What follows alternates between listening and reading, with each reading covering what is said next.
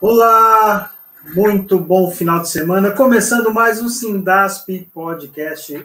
Hoje, nessa manhã, a partir das 10 horas da manhã, nós estamos aqui produzindo o nosso Sindasp Podcast, o nosso podcast sindical. E esse final de semana nós vamos contar aqui na bancada com um cara que vai levar muito a régua da qualidade do nosso podcast, porque ele é um jornalista, então agora já é jornalista, pai, vegetariano também, vereador suplente, presidente do PSOL aqui de Florianópolis, enfim, são tantas histórias que a gente tem para conversar com ele, para compartilhar com os nossos telespectadores que estão acompanhando pelas nossas redes, inclusive aqui pelo nosso canal do YouTube. E antes de começar esse bate-papo, que eu estou bem curioso para aprender bastante, porque eu já acompanho ele nas redes sociais e tem bastante informação. Depois ele vai deixar aí para vocês acompanhar lá também. Mas eu vou pedir para vocês se inscrever no nosso canal, comente, compartilhe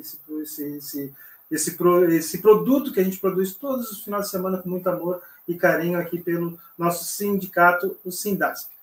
Leonel Camazão, seja bem-vindo. Obrigado, Daniel. Prazer estar aqui com vocês hoje. Prazer estar dialogando aí com toda a base do Sindasp, o sindicato tão importante aqui no nosso estado. É isso aí, Leonel, que eu tenho acompanhado pelas redes sociais, faz um trabalho bem bacana aí de desconstruir todas essas questões aí em termos de comunicação, né, dessa loucurada que virou esse nosso país ultimamente, militante há algum tempo. Conta um pouquinho para nós a tua história, Leonel. Como que tu começou na militância e encarando esses desafios, que inclusive hoje é suplente de vereador, né? Isso. Já foi candidato a deputado estadual, candidato a governador. Então, conta um pouquinho da tua militância para nós. Bom, primeiramente, assim, eu ingressei no movimento social ainda no movimento estudantil, né? No movimento secundarista. Eu fui no Grêmio estudantil do meu colégio, que era o Colégio Governador Celso Ramos, lá em Joinville, né? Eu fui criado em Joinville, no norte do estado. E logo depois ingressei no movimento Passe Livre, que era um movimento que ainda existe, apesar de não com a mesma força de quase 20 anos atrás, mas é um movimento que luta aí pela questão da tarifa zero no transporte coletivo, né? E, inclusive, temos visto aí ultimamente muitas cidades aderindo ao tarifa zero agora, né? Em 2022, 2023. Depois dessa passagem, vamos dizer assim, pelo movimento Passe Livre, passagem pela faculdade, diretório dos estudantes, eu me filiei ao PSOL em dezembro de 2008 e não demorou muito, já no PSOL fui assumindo algumas funções de direção e também algumas candidaturas aí. Tem um histórico grande de candidaturas pelo partido, nunca troquei de partido, né? E em 2010, eu devia ter aí uns 24 anos, talvez, fui candidato a primeira vez a deputado federal pelo PSOL. E de lá para cá, participei de muitas eleições com esse espírito de ajudar a construir o partido, né? A gente já tinha uma avaliação de que não eram candidaturas para valer, vamos dizer assim, não eram candidaturas para ganhar, mas eram candidaturas para mostrar para as pessoas de que o PSOL existia, de que ele tinha um conjunto de propostas diferentes. E isso foi consolidando o partido, não somente eu, né, muitos outros companheiros e companheiras, mas consolidou o partido no estado ao ponto de, na eleição do ano passado, a gente ter eleito pela primeira vez um deputado estadual, que é o deputado Marquito, muito aí ligado às questões da agroecologia, da agricultura familiar, da discussão dos agrotóxicos, que também tem tudo a ver aí com a base do sindicato, né? Sim, o deputado Marquito, inclusive, que já esteve aqui nessa bancada, a gente já pôde conversar com ele veio aqui para conversar um pouquinho dessas questões da agroecologia, do mandato agroecológico, né, que ele não era nem eleito ainda, quando esteve aqui conversando conosco, bem bacana a participação do Marquito, e eu te digo que deu certo, tá, mesmo assim, que não sei, a intenção não era, de repente, o resultado da eleição, mas e sim, mostrar o trabalho deu certo, porque eu te conheci no folder lá das propostas para governador do estado. Em 2018, Eu já acompanhava lá naquela proposta, mas que bacana que tem gente que pensa diferente e realmente milita dá a cara para bater e vai a luta levantando causas tão importantes. Daniel, só para você ter uma noção, assim, né? Às vezes a gente faz umas coisas na vida, depois olha para trás e fala, meu Deus, como é que eu fiz isso, né? Eu fui candidato a prefeito de Joinville, eu tinha de 25 para 26 anos.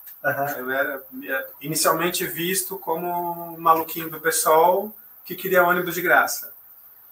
Mas é verdade. Mas a campanha, assim, eu fui a grande surpresa daquela campanha. Nós tivemos 4% dos votos na ocasião. Em Joinville, o maior colégio eleitoral. 10.017 votos na época. Puxa. E o nosso grande destaque foi os debates, né? Daí eu acabei vindo morar em Florianópolis por questões profissionais, tinha casado, tinha 2 filhos. E em Joinville não estava mais dando, assim, né, de conseguir um trabalho, né? Tem muito ainda em Santa Catarina essa coisa, né? Você é de esquerda, você é do PSOL, as portas se fecham, né? Acabei mudando para Florianópolis e tinha largado, assim, essa ideia de disputar eleições. E aí o partido me convidou para ser candidato a governador em 2018. Eu tinha 32 anos, acho que fui um dos mais jovens da história do Estado. E mais uma vez, assim, também foi um destaque muito grande nos debates, né? Então, acho que talvez pela minha formação, assim, né? Que é de jornalista e tal. Mas acho que foi importante, acho que muita gente tem essa memória, que nem tu falou, assim, eu lembro da tua campanha a governador e tal. Então, E aí, depois dessa campanha, acho que a primeira que foi para valer mesmo, assim, não, essa dá para ganhar, foi a de vereador aqui em Florianópolis. Aí a gente não foi eleito por 184 votos. Foi assim, na tampa. Foi assim, um trisco.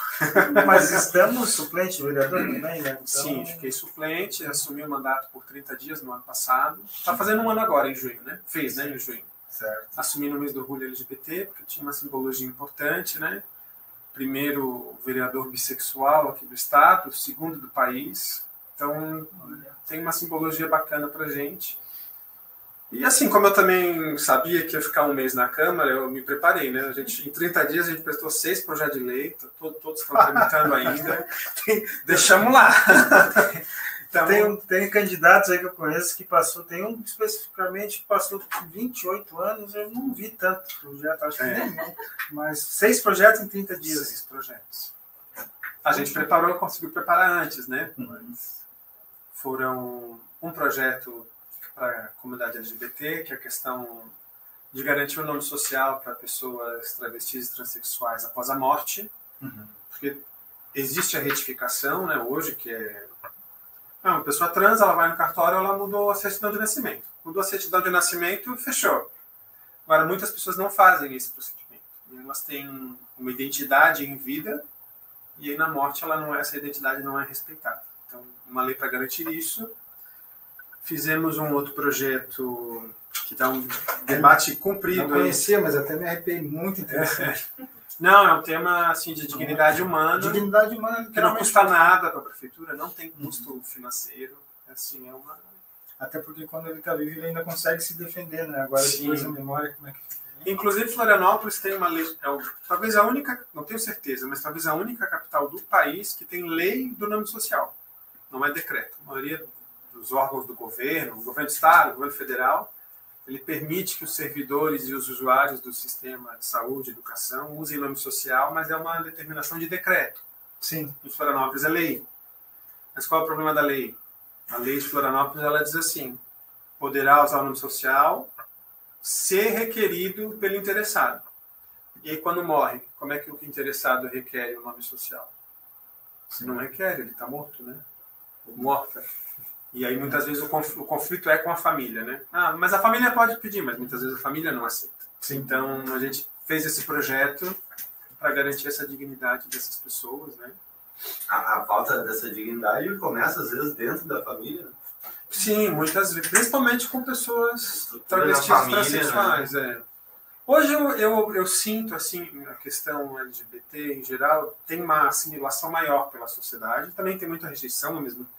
Então, uma coisa não exclui a outra, né? Muita gente está assimilando e muita gente está odiando, né? Mas hoje eu vejo, assim, que o objeto maior de ódio são as pessoas transexuais. É que também, essa balança, eu sinto assim, a gente regrediu bastante, né? Nesses últimos 4, 5 anos, a gente regrediu um monte, né?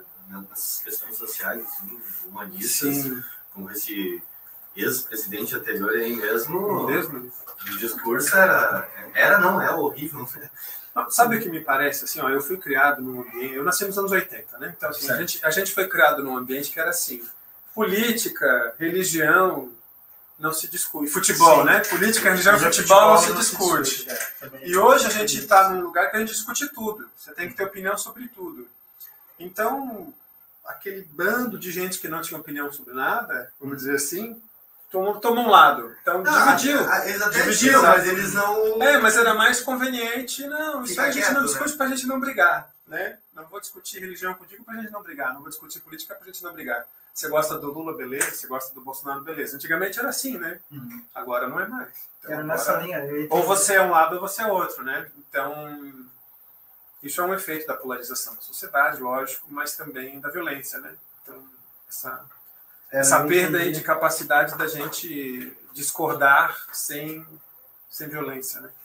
Foi exatamente isso, nesse sentido que eu entendi. Principalmente quando tu faz com a Márcia, que aqui tem crescido quem assimila, e também eu acho que a polarização está sendo muito pior, né? Assim, ao mesmo tempo que as pessoas, algumas estão assimilando, cresce mais ainda a luta contra essa radicalização. Sim. E essa loucura que a gente está vivendo nessa sociedade que realmente, né, se discute sim, até para a gente chegar no consenso. Então, eu tenho assistido, principalmente aqui em Santa Catarina, né, onde é um local que nós somos muito, aspas, conservadores, então sim, a gente tem muita dificuldade de avançar em algumas pautas.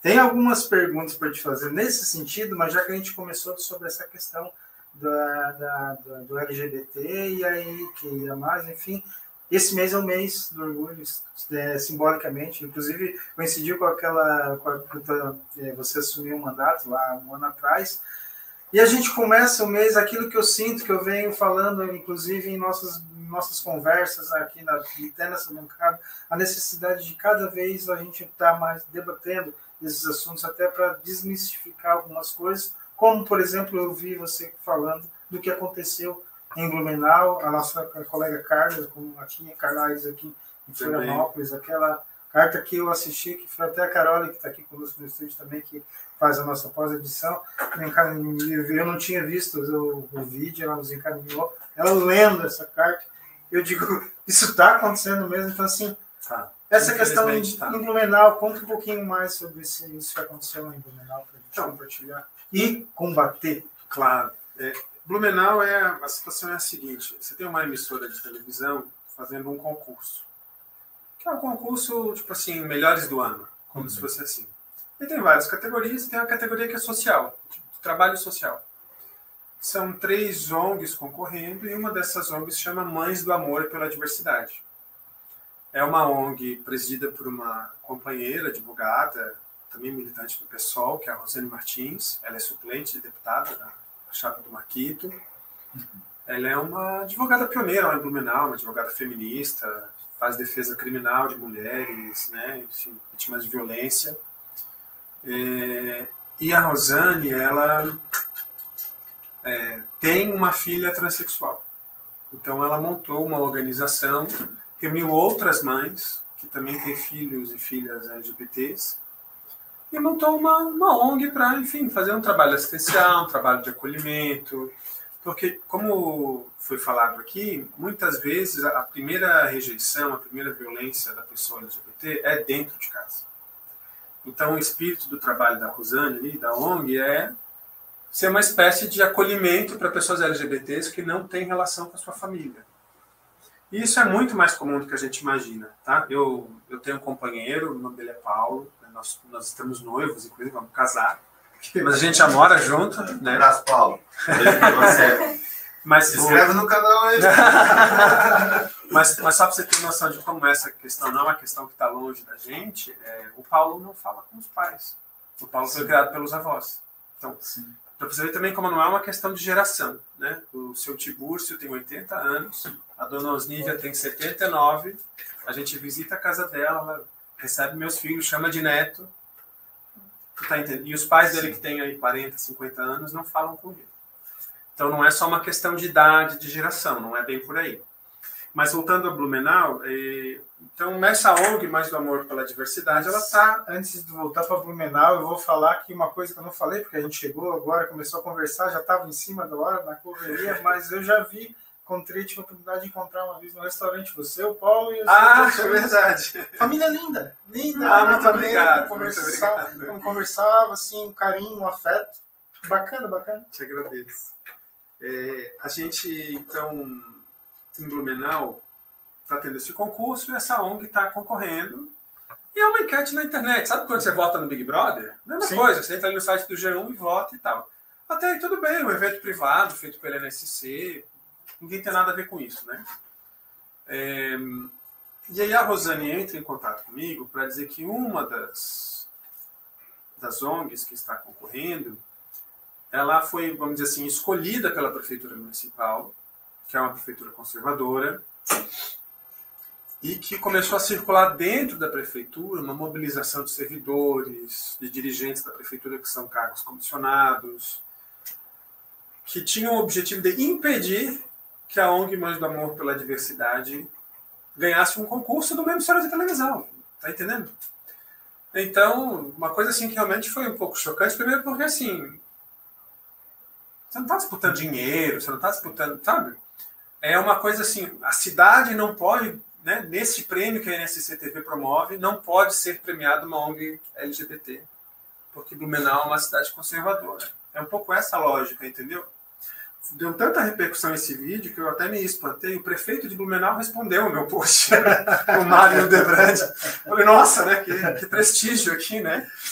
Mas ele relatou que um dos trabalhos, uma das ONGs que concorre é uma ONG que tem uma parceria com a prefeitura, então que esse pedido de voto dentro da prefeitura seria normal, natural. Bom, pode até ser, pode não ser, não sei, eu não estou lá para julgar isso. Mas o que a ONG Mães pela Diversidade relata é que vem havendo uma certa perseguição à discussão do tema LGBT no Executivo. Por exemplo, Blumenau aprovou recentemente um plano municipal de juventude e toda referência à população LGBT foi suprimida do texto, como se não existisse jovens LGBTs, olha só, né? Tem estudos que falam que eles chamam de geração Z, né? Estou ficando velho, gente, eu não sei mais o que é isso. Não sei mais que número é a geração. Esse povo aí que tem uns 20 anos por aí, diz que 30% é LGBT hoje em dia. Então como é que faz um plano de juventude que não fala de LGBT? Está errado. E aí também a ONG relata para nós que Blumenau tem um centro de atendimento da questão de HIV/AIDS, né? Que é... Eu vou até puxar o nome aqui que eu não decorei. É o CEDAP, Centro Especializado em Diagnóstico, Assistência e Prevenção de HIV/AIDS na Prefeitura de Blumenau. Que esse órgão, o CEDAP, ele acompanhava todas as atividades da Mães pela Diversidade. Elas fazem uns piqueniques, uns eventos assim meio festivos, né? Que eles iam lá, que eles entregavam material informativo, entregavam camisinhas, entregavam informativo sobre PEP e PrEP, né? Que é a profilaxia tanto para quem se expôs ao HIV, como para quem você pode tomar um remédio antes, para caso você seja exposto, você não pega e tal. Então, um trabalho informativo, um trabalho de saúde pública, enfim, que qualquer prefeitura do país faz. E fica deixa para a ciência, né? Sim, você está na ciência evoluindo. Enfim. Mas aí o que acontece? Faz uns 20 dias a prefeitura proibiu esse CEDAP de ir nos eventos da ONG. Então, assim, não tem, mesmo que o prefeito tenha razão, vamos dar essa possibilidade. Não, a prefeitura apoia uma das ONGs, então é normal que a gente peça o voto. Mesmo assim, tem uma indisposição com agentes da cidade que estão promovendo política pública para LGBTs, que não tem como negar, entendeu? Então, assim, a gente fez a denúncia, ela teve uma repercussão bastante grande, saiu até no Mídia Ninja. Olha. E aí... assim, o concurso em si, eu acho que é o menos importante, né? Pelo menos para mim. Ganhar o concurso ou não ganhar, tudo bem. Isso faz parte faz parte do jogo, né? Você está disputando, você pode ganhar, você pode perder. Sim, sim. Agora, o que é realmente muito esquisito é você mobilizar um órgão, mobilizar uma prefeitura para intervir numa enquete numa emissora de televisão. Você está entendendo, Admir? Como o conservadorismo ele pode mobilizar muita força para algo assim aparentemente banal, né? Claro que para quem ganha o prêmio é um reconhecimento, é massa, é legal. Mas é isso, gente, é um prêmio. Tá entendendo? Se tivesse mobilizando a prefeitura para outra coisa, quem sabe, né, estaria ajudando mais pessoas. Sim. São essas pequenas coisas que vão potencializando as outras. Então, são nesses pequenos atos que às vezes estão disfarçados a questão do preconceito. Então, a gente não pode banalizar. E aí me chama a atenção na tua fala a proibição do SEDAP de acompanhar um liceu. Tudo bem, vamos dar a credibilidade que era a questão do concurso, sim, mas e agora essa proibição? Isso não tem como defender, né? Até porque, veja só, vou falar de novo, nasci nos anos 80. Sim. Então a gente cresceu com aquele pânico do HIV/AIDS. Sim, né? Sim, você vai morrer. Né? E hoje não é mais assim. Não sei se vocês sabem, não sei se quem está ouvindo sabe. Hoje uma pessoa que vive com HIV, se ela faz o tratamento corretamente, ela tem menos restrições de vida do que uma pessoa que tem diabetes. Ela tem menos restrições de vida do que uma pessoa que tem pressão alta. Então, o nível de ciência, de tecnologia hoje, a pessoa que vive com HIV hoje, ela não pode doar sangue, tem que tomar um remédio todo dia, ela pode beber, ela pode comer o que ela quiser, absolutamente normal. Talvez, assim, né, uma idade mais avançada, mas isso, todo mundo que toma remédio todo dia, né? Pode ser anticoncepcional, pode ser remédio de pressão, pode ser remédio para a cabeça, né? Hoje muita gente toma, né, remédio com psiquiatra. Quem toma remédio todo dia, eventualmente tem que dar uma olhada nos rins, ver se está tudo bem, né? Ou no fígado. Sim. Mas isso não é pelo HIV em si, isso é o remédio do uso contínuo, né? Uhum. Então, assim, essa informação precisa chegar para as pessoas, sim, né? Então, o meu companheiro Paulo, ele vive com HIV há 10 anos. E às vezes a gente fala isso para as pessoas fazem aquela cara assim de meio que paralisa, não sabe o que dizer, sim, parece sim. Como se fosse no enterro, vai morrer amanhã. Não, sim, não vai. Não é mais assim, né? Sim, sim.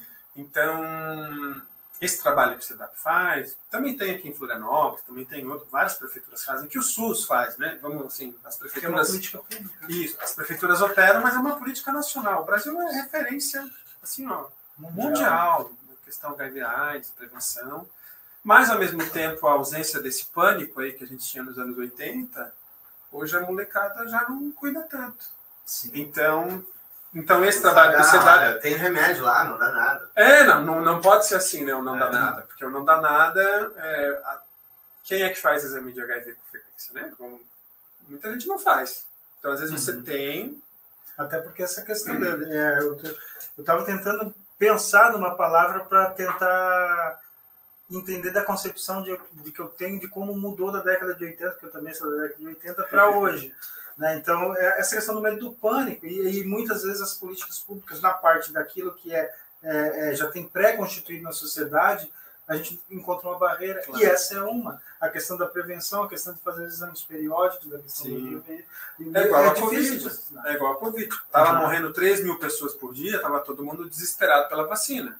Agora vai ver a taxa de vacinas. Quem tomou bivalente? Pega o dado oficial de quem tomou bivalente, né? Que deve ser a 4ª, 5ª dose, já perdi a conta, não sei. Eu tomei. Também. Mas assim, muita gente não tomou. Porque assim, agora não mata mais, já tá todo mundo vacinado. Não é assim. Dizer assim, não, mas agora já acabou isso aí. Não é assim. A Covid, ela vai passar de uma doença pandêmica para uma doença endêmica, né? Assim como a gripe. Vai estar presente em todo lugar. E a gente tem que continuar, vai ter que se vacinar todo ano. Sim. Só que é isso, o medo iminente da morte te mobiliza a agir, né? Agora, depois que dá uma acalmadinha, você, deixa para depois, outro dia eu vejo, não precisa. E aí você fica, né? E aí que você se abre ao risco novamente, né? Sim. Então, pessoal, procurem, toda cidade, encher um sindicato de base estadual, toda cidade tem esse serviço de políticas públicas voltada para a questão do HIV. Enfim, são uma série de outras políticas públicas que existem dentro do sistema, como o Leonel falou, do sistema do saúde pública brasileiro. O SUS é referência mundial, não é só aqui, e as prefeituras executam. Informação é tudo, gente, inclusive para prevenção.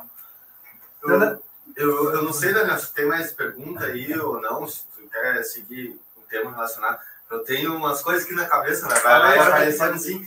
Queria meio que dar uma emendada no assunto, já que estamos falando, né, dessa pauta. Eu queria fazer uma pergunta em relação a religiosidade, né? E em relação ao pastor aquele famoso que está na internet aí, que foi falar coisa... O André Vacilão. Falar bobagem.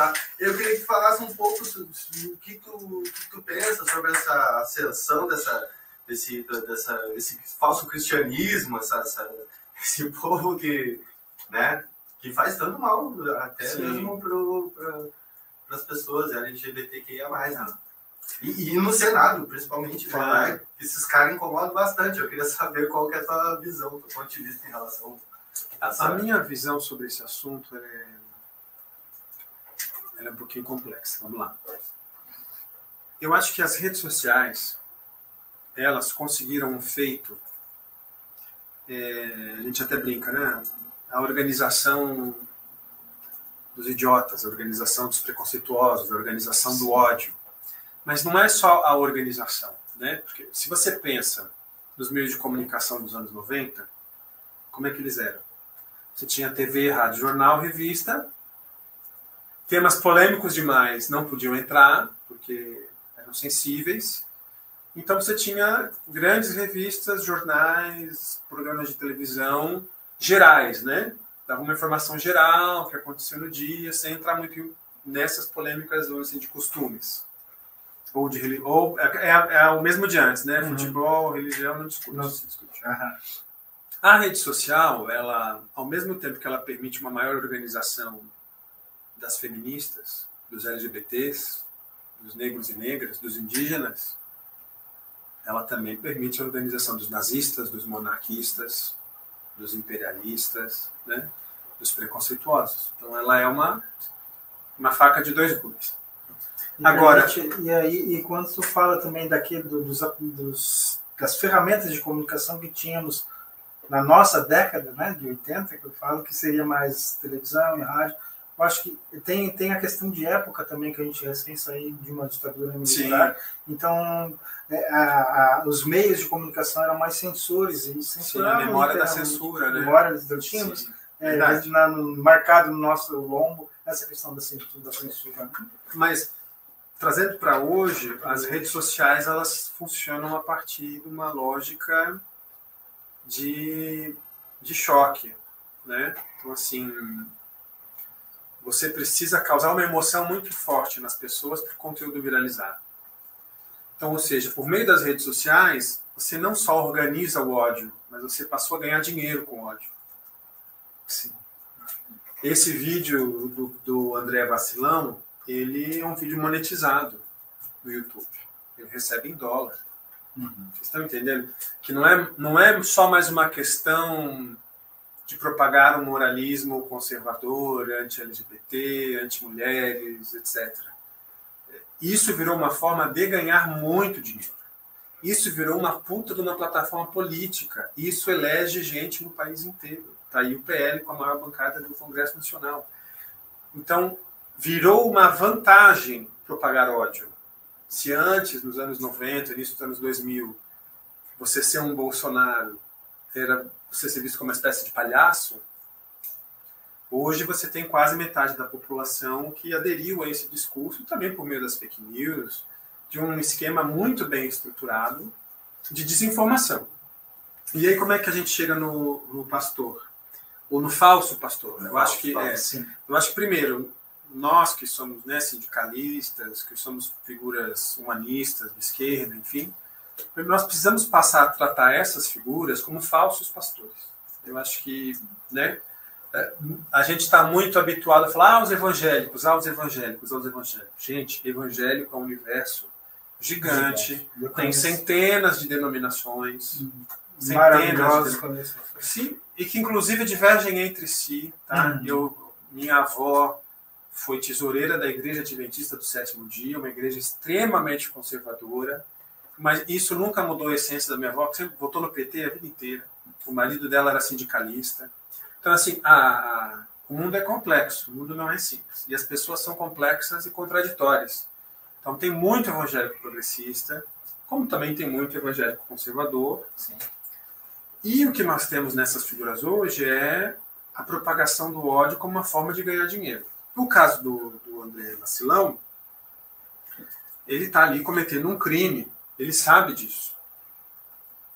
E isso é uma ação orquestrada, isso é organizado, tá? Isso não é, um dia ele se excedeu num culto, não. Isso foi pensado para ser assim. Porque qual é uma das principais fake news do bolsonarismo em 2022? O Lula vai fechar as igrejas. Sim. Então agora ele comete um crime, ele incita fiéis a assassinar pessoas LGBTs, depois ele posta um outro vídeo dizendo que não foi bem isso que ele disse, e sempre eles dizem essas coisas de forma meio ambígua, né? Mas que tem esse efeito de incitar pessoas que estão ali de alguma forma desequilibradas, que chama apito de cachorro, né? Tem estudos que explicam isso, né?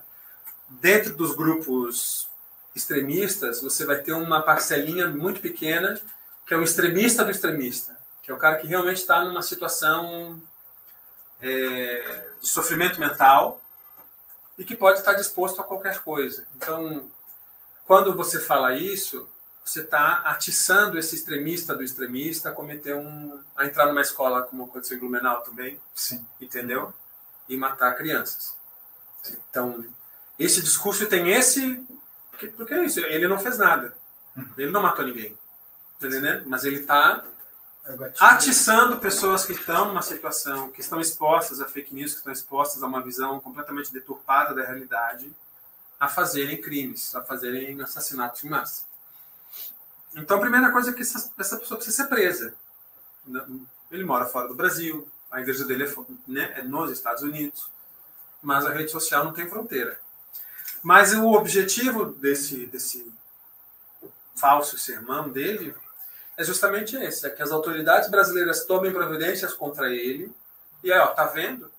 O Lula está fechando as igrejas. Está fechando as igrejas. Está tirando o vídeo da internet. Exatamente. Então, não deixa determinados jornalistas se manifestar com ódio.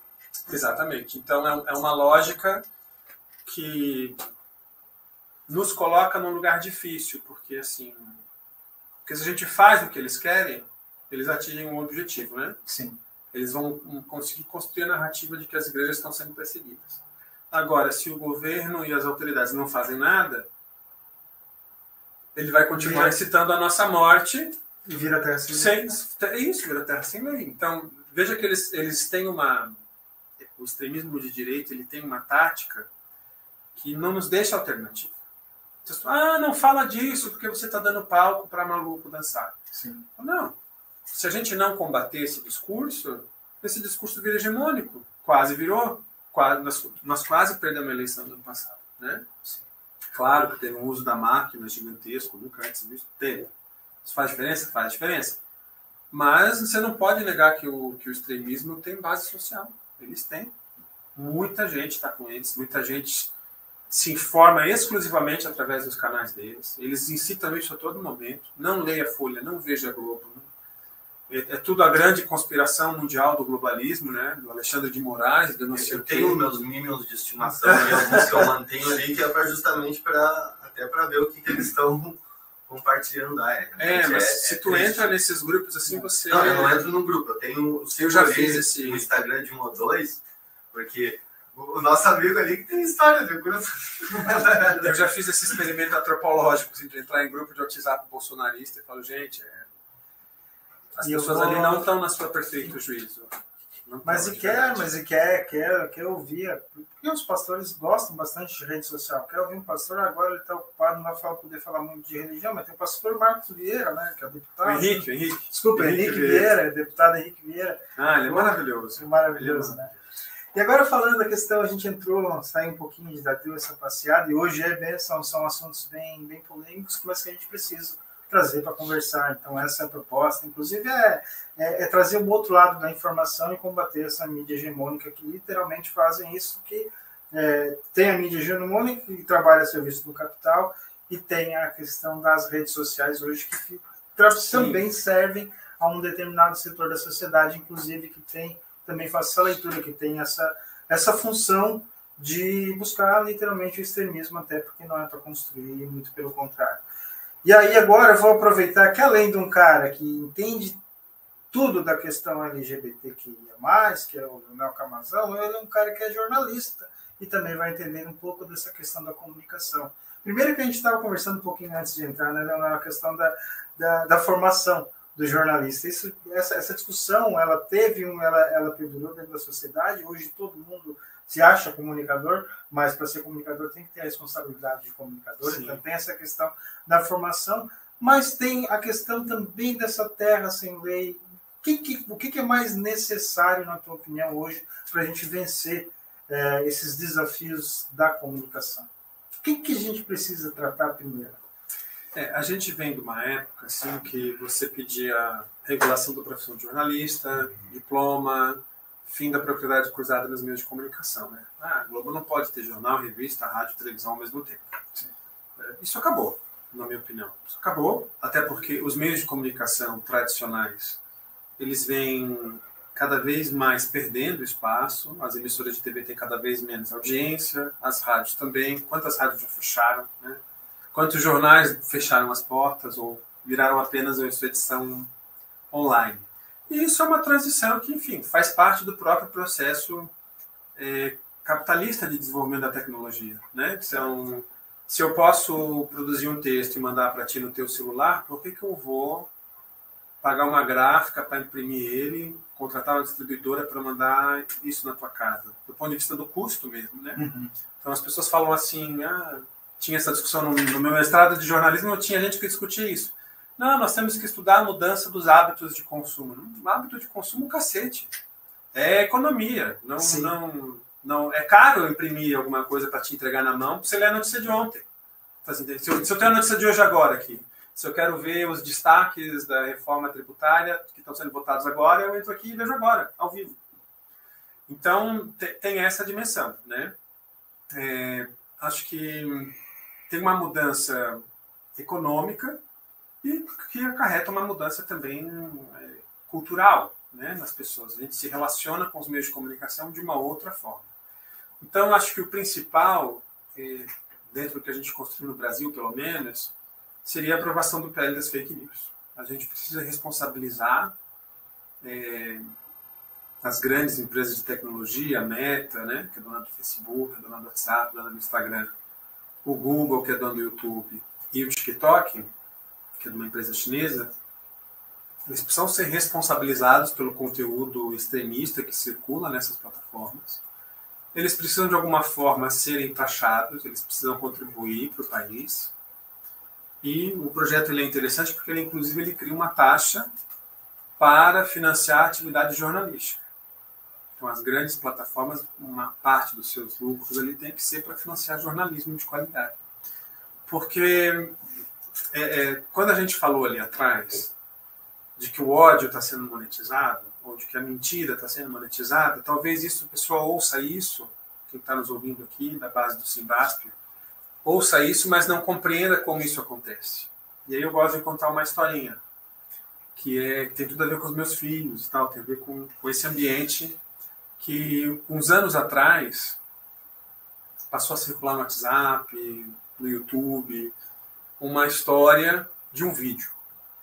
Talvez vocês tenham ouvido falar. O vídeo da baleia azul. O desafio da baleia azul. Vocês ouviram falar? Sim. Vocês conhecem essa história? Sim. Eu tenho uma filha, na época, ela tinha 14 anos, se eu não me engano. E eu fui conversar com ela, entender para ela, filha, o que está acontecendo, me explica. Então, o que é a baleia azul? A baleia azul é uma fake news. Ela é uma mentira. Mas que dizia para todo mundo que existe um vídeo no YouTube que tem um desafio que pode induzir o seu filho ou sua filha, criança, a cometer suicídio ou automutilação. E isso viralizou assim de um jeito mundial, em escala mundial. Eles usavam uma imagem, né, de um outro vídeo para ilustrar esse vídeo.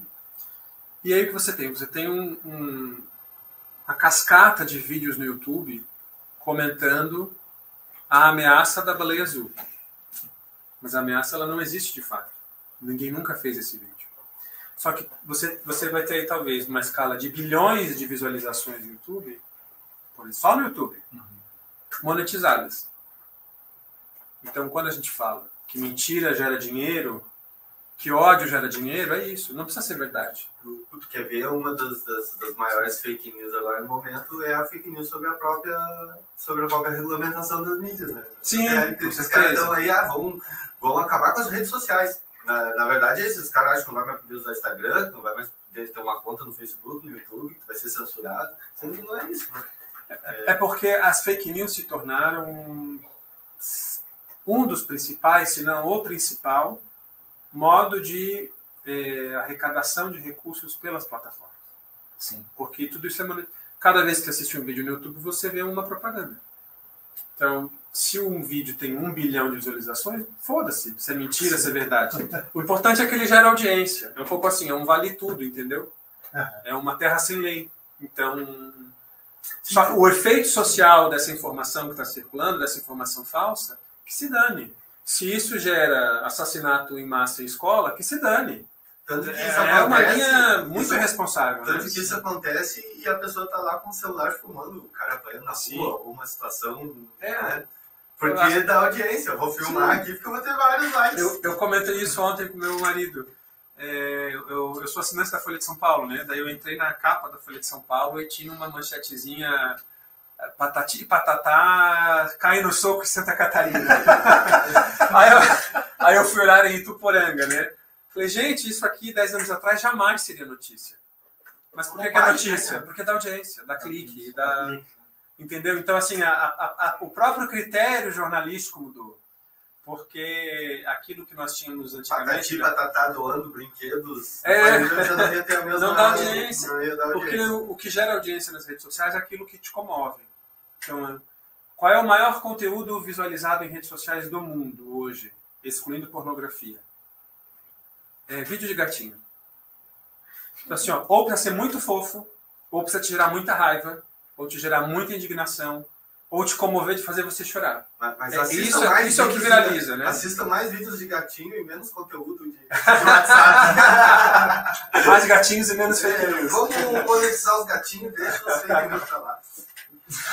Eu acho que já vem a questão, até a pergunta do Juan em relação ao PR, é um desafio porque eu acho que essa discussão a gente chega naquilo que tu colocou ali, que você apresenta do que a gente faz agora com um pastor, que eu não vou falar o nome do vacilão.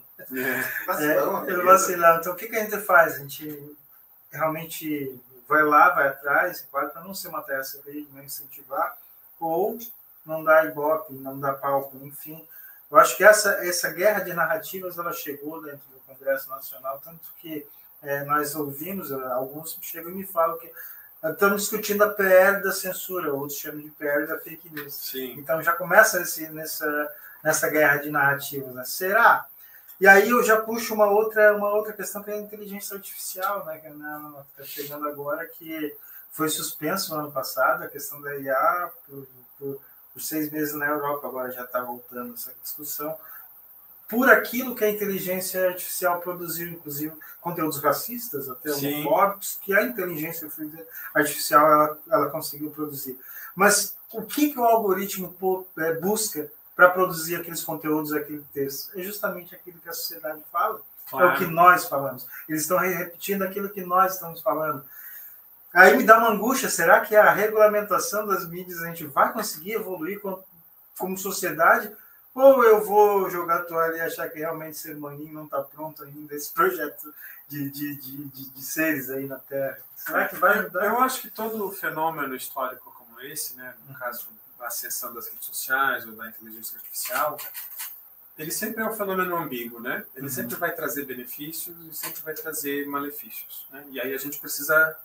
A regulação do Estado sobre as coisas é justamente para você diminuir os malefícios, né? Um ponto de equilíbrio. Exatamente. Então, se você pega a invenção da pólvora, foi feita com uma finalidade e depois ela foi utilizada para fazer arma de fogo, né? Então, ela foi feita para ajudar na construção, para você demolir pedras grandes e tal. Rendeu até um prêmio Nobel, né? Sim, exatamente. Que então, foi a pólvora veio para beneficiar a sociedade. E aí depois virou arma de fogo, né? Então, assim, as coisas em si, elas não são boas ou más, vamos dizer assim. É o uso que a gente faz delas que acaba dando um significado numa determinada direção. Então, assim, a questão da inteligência artificial realmente ela é preocupante. Ela não é só preocupante num âmbito assim profissional. Tipo, não vai mais ter jornalista, advogado, profissionais do texto, porque agora a inteligência artificial vai fazer. É mais do que isso, assim, né? Não vai ter designer. O comercial da Elis Regina com a filha. Aquilo, ao mesmo tempo que era bonito, era assustador. Né? Você produziu a imagem de uma pessoa que está morta há 30 anos. Claro, todo mundo sabe quem é Elis Regina e sabe que ela morreu. Mas vocês conseguem imaginar isso num contexto de campanha eleitoral? A inteligência artificial colocando uma imagem do Lula ou do Bolsonaro, seja lá de quem for. Isso já acontece. Né? Mas ainda é perceptível. Quem tem um olhar um pouquinho mais apurado, você olha e você vê que o vídeo é falso. Ou a gente até usa para fazer piada, né? Esses dias eu postei um vídeo que é uma deepfake, que a gente fala, né? Que não era de verdade, mas era um Bolsonaro de bermuda, sem camisa, dançando um funk do Plantão da Globo. Isso. Né? Que era uma piada e tal, o negócio. Não, mas os meus amiguinhos, meninos, eles acreditam, cara.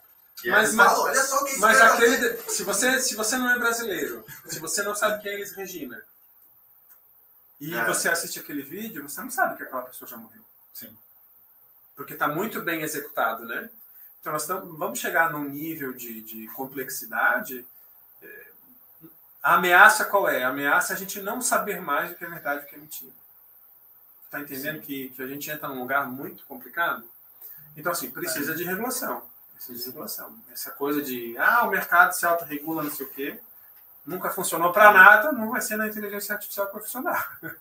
E aí vem a companheira Manu com a camiseta que Jesus é travesti, né? Sim, outra. E eles pegam a foto real e a foto a gente olha, gente, aí ela tem que se defender de alguma coisa, de algo que não fez, eu não sei que sociedade. É muito ruim. Que a gente vive, enfim, terrível. Isso aqui é uma. Até me esqueci. Mas aproveitando a deixa, se inscreva no canal, compartilhe o conteúdo, deixa o like, toca o dedão no like aí, é isso, cara. Assim, é para isso que a gente está aqui, pessoal. A gente pode também fazer o contraponto e trazer a informação. Agora, as mesmas ferramentas que são usadas para o mal, nós vamos usar aqui para fazer o bem, para divulgar conteúdo, divulgar informação e espalhar amor, né, para todo mundo, que a sociedade de ódio já está cheia. Então, agora em questão de ainda na militância, desde lá do tempo do Passo, mas já faz tempo, né? Já nascesse militando, então, né? Não, nem tanto. Estou com 36 já. Já nasceu militando, já estava lá 20 anos atrás do Passo Livre, depois veio aqui para militar. E os desafios que a gente tem em Florianópolis, aí agora conta um pouquinho, relação como é que está o mandato lá na Câmara, que está suplente, está acompanhando. Inclusive, tive, além dos 6 projetos que tu já compartilhou aqui conosco, tem um outro, porque que eu puxei da questão da Câmara, que eu ia perguntar como é que está acompanhando, mas eu vi um vídeo essa semana que foi complicado, que foi com a companheira Carla, dentro daquela ameaça de agressão. E como é que está essa situação? Como é que se comportaram os vereadores aqui em Florianópolis? Vou começar pela Carla, que eu estava presente nessa sessão, foi na sessão do dia 28. É triste, mas a gente tem que falar. Sim, não, isso tem que ser falado, né?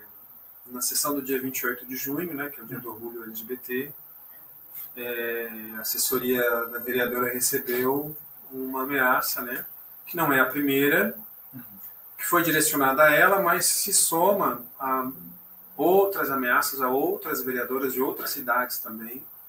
Vereadora Ana Lúcia, em Joinville, vereadora Marlina, em Brusque, vereadora Giovana, em Criciúma.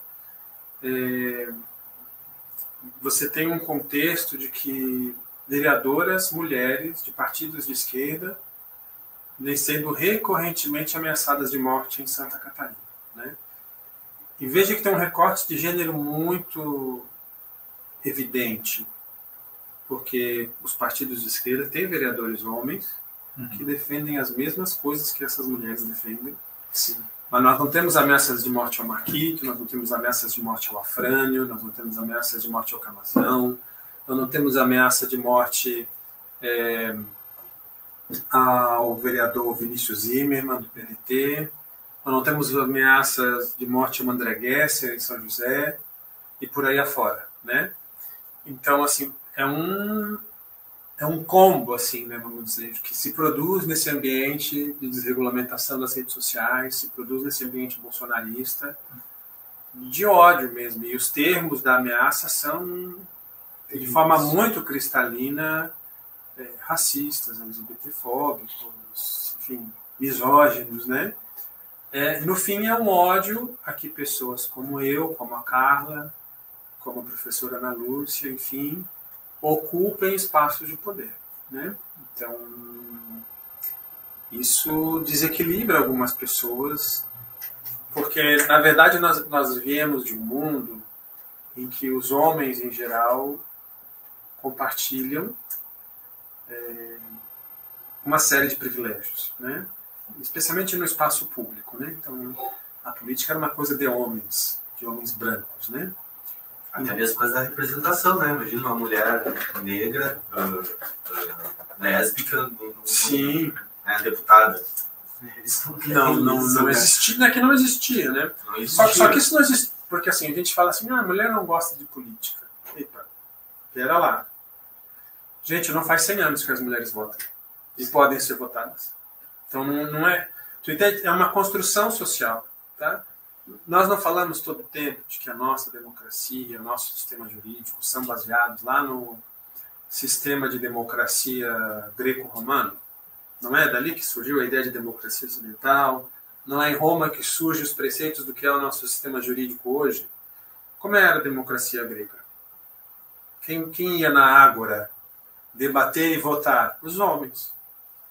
As mulheres não podiam, os velhos não podiam, os estrangeiros não podiam. Então, não é uma coincidência que a gente chegue em 2023 e que ainda seja assim. Claro que hoje temos mais participação, mas é uma construção histórica isso, né? Nós passamos 2000 anos ou mais dizendo para as pessoas todo o tempo de que política não era coisa de mulher. A minha primeira esposa, a Rebeca, ela se filiou ao Partido Socialista Brasileiro com 14 anos de idade. Quando ela chegou em casa, a mãe dela quase bateu nela, dizendo que mulher na política era coisa de prostituta. E eu tô falando de 2000, ano 2000, gente. Ano 2000, não tô falando do século passado, retrasado. Século passado eu tô, né? 2000 já é século passado. Mas então, assim, é uma concepção, assim, de política e que não vai mais voltar para trás, né? Assim, as pessoas negras vão ocupar a política, as mulheres vão ocupar a política, os LGBTs vão ocupar a política e não tem mais retorno, é um ponto de não retorno. Mas isso gera uma frustração, porque agora essa parte da população, que é talvez aí 25% da população, que tinha acesso e direito e presença em tudo, está dizendo, opa, agora eu tenho que dividir o espaço com todos esses outros que até pouco tempo atrás eram considerados inferiores. Então, tem gente que entende isso e segue a vida, só que tem gente que transforma isso numa grande frustração. E a frustração é o combustível da extrema-direita, né? Essa sensação, tanto é que eles falam, né, ditadura gay, eles falam, né, agora não posso mais fazer uma piada. Tem um humorista que eu sigo, assim, até agora eu não estou muito mais gostando dele por causa das funções aí das mídias. Mas ele faz uma piada quando ele fala sobre o tema LGBTQIA+, ele fala assim, mas imagina o que eu vou falar pro meu filho, aí ele vê dois homens se beijando, aí ele fala, eu já pensei em falar, são dois homens se beijando, eu quero ver como é que tu vai quero ver o que tu vai fazer quando ele te perguntar o que é Bluetooth. Como é que tu vai explicar o que é Bluetooth? Agora a gente experimenta as relações com outras pessoas, cara. Sabe, porque assim, eu puxo esse tema porque da questão do que está acontecendo. A leitura que eu faço foi muito feliz a tua colocação, que, gente, as mulheres começaram a votar e ser votadas ontem. Eu conhecia, todo ano, quando eu estava na empresa ainda, ela coloca no caso eu era motorista de um oficial de justiça para acompanhar as eleições. E aí aquela oficial ia acompanhando, fiscalizando, e aí encontramos uma senhora de 80 e poucos anos, não esqueço a idade, até já contei essa história. 86 anos, num domingo de manhã de sol, sentada, esperando, porque o ônibus que ela foi para voltar Ela foi às 8 horas da manhã, só que só tinha no ônibus só voltar ao meio-dia. E ela lá esperando.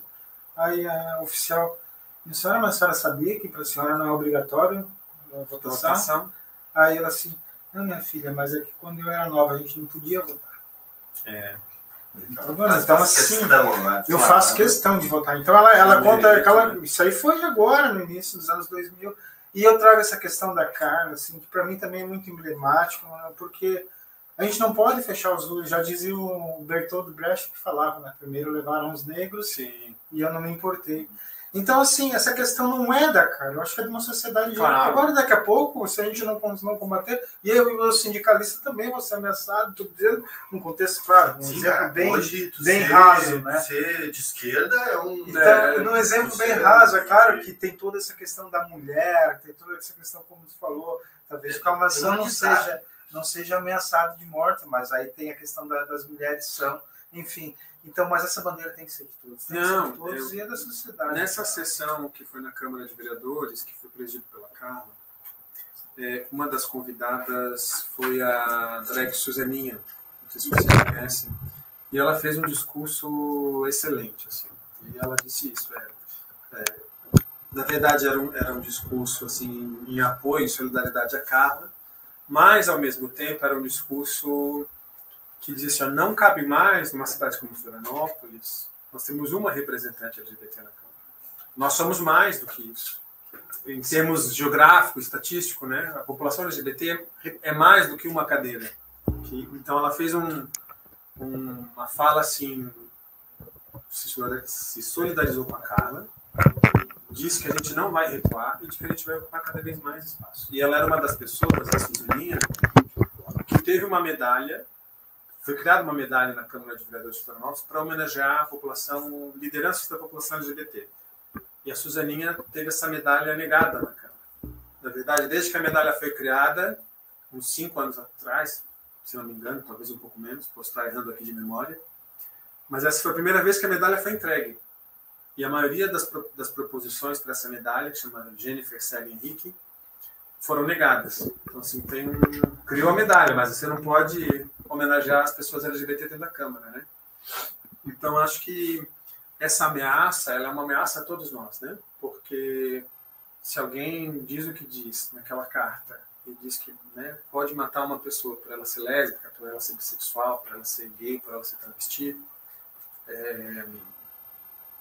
quando você comete um assassinato desse, como, por exemplo, o que aconteceu contra a Marielle Franco, que era uma mulher bissexual, você não está matando apenas a pessoa, você quer dizer para a sociedade que você quer matar o que ela representa, quer matar os que são iguais a ela. Sim. Então, assim, nós não precisamos de mais mártires, né? Quero a Carla muito bem viva, sim, fazendo as lutas com a gente, assim, que precisam ser feitas. E não podemos dar espaço para isso, né? O que é mais lamentável nisso tudo é que nem sempre essas ameaças são tratadas pelas autoridades com seriedade. Sim. Né? Assim, ou o inverso, né? Como no caso da menina de Tijucas, né? Que, né, foi uma menina de 10 anos, vítima de estupro, engravidou, uma juíza colocou ela numa instituição para ela não ter direito ao aborto legal. Aí as advogadas dela acionaram a juíza, deu repercussão, a menina conseguiu fazer a interrupção da gravidez, as advogadas viraram objeto de um inquérito policial. Só entendendo que tem um nível de violências acumulado muito, muito grande, que nos afetam de formas diferentes, depende do teu gênero, da tua raça, né, da tua orientação sexual, da tua identidade de gênero. Mas é um combo de violências que, no geral, afeta toda a sociedade. Então, a gente precisa impedir isso, né? E a escolha da data é proposital, né? É no 28 de junho, de forma proposital. É o André Vacilão falando que Deus odeia o orgulho, é proposital. Então, eles estão nessa lógica da guerra cultural, nesse sentido olavista, de ressignificar as datas, de ressignificar as bandeiras, de fazer, por exemplo, de uma deputada antifeminista a deputada mais votada de Santa Catarina, porque ela está vendo, eu sou a deputada mais votada de Santa Catarina e eu não preciso ser feminista para isso. Claro, ela é... Sim, Só faz política para homem, né? E tem todo o sistema. Sim, então é um desafio muito grande, assim. A gente, né, mais de uma vez tive em eventos de solidariedade a todas as vereadoras que foram ameaçadas e não podemos mais tolerar isso. Não queremos mais mártires, queremos essas pessoas vivas e lutando, saudáveis, né? Saudáveis da cabeça também, porque isso mexe com a cabeça das pessoas, né? E todo mundo tem família, tem filhos, tem... E é uma questão assim, eu assisti aquele vídeo acho que umas 3 vezes para entender assim, como que o cara chega a colocar detalhes de como vai fazer. E aí eu volto um pouquinho daquilo da influência, da questão das redes sociais. A questão quando tem uma pessoa como essa, e eu concordo literalmente contigo quando tu fala que é proposital. Porque quando uma pessoa que tem esse tipo de referência, quando ela profere alguns tipos de pensamento nesse sentido, ela passa uma espécie de autorização para esses fazerem a mesma coisa. Sim.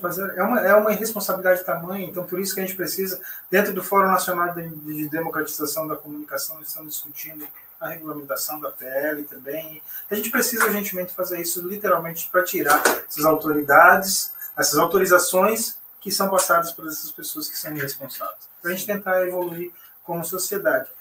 E eu tenho mais tanta coisa para te perguntar, mas 1h e pouco já, o Juan já está me cobrando, que senão vai ficar muito longo. Mas assim, nós vamos vir, eu agradeço de coração a tua disponibilidade. Quando entrei em contato com o Leonel essa semana, nessa mesma semana já está aqui, compartilhando informações. Leonel, o pessoal está nos assistindo no canal do YouTube, mas aí onde é que o pessoal vai te achar no Instagram? Lá, pode me procurar no Instagram, no Twitter, nessa nova rede social também, nos Threads. É só procurar por Camazão 50. Camazão 50. Isso. Camazão é igual camarão, só que é com S. Só que é com S. Com S só. Cara, obrigado por ter vindo aqui, compartilhado, investido um pouco do seu tempo para compartilhar o teu conhecimento de todas essas militâncias que você já tem, desse teu currículo. Sucesso na empreitada, que eu sei que não é fácil. Aqui o estúdio está à disposição, está aberto também para ti, para o pessoal, para as militâncias, e fique sempre à vontade. E para você que está nos assistindo até agora, peço, não se esquece, né? Além de ir lá procurar o Camazão lá nas redes sociais, quem não é inscrito ainda, se inscreve no canal, comenta, compartilha. Foi um bate-papo bem bacana. Eu queria ter mais tempo para falar um pouquinho dos projetos aí de lei que sempre são encaminhados aí por essa bancada bem bacana, que é a bancada do PSOL. Hoje está presidente, né, do partido. Sou presidente do partido até agosto. Até agosto. Estamos no processo eleitoral já. Um forte abraço para os teus correligionários lá também. Manda um abraço para o Marquinhos, para esse pessoal que está sempre à disposição para distribuir, compartilhar esse conteúdo, essa experiência aí de militância que vocês têm e que também me representam. Muito obrigado. Isso aí. Obrigado pelo espaço, obrigado ao Sindasp aí pela oportunidade também. Quando quiserem, estamos aí à disposição também, tanto eu quanto o pessoal, para a gente somar aí nas lutas e construir um novo mundo. Vamos construir sim um novo mundo. Isso aí eu tenho certeza que vai mudar. Esse mundo vai mudar, a gente vai fazer a diferença. Pessoal, um forte abraço e sindicato. Um bom final de semana. Curtam isso no sábado. E segunda-feira a gente está de volta. Um forte abraço e sindicato é cada um de nós.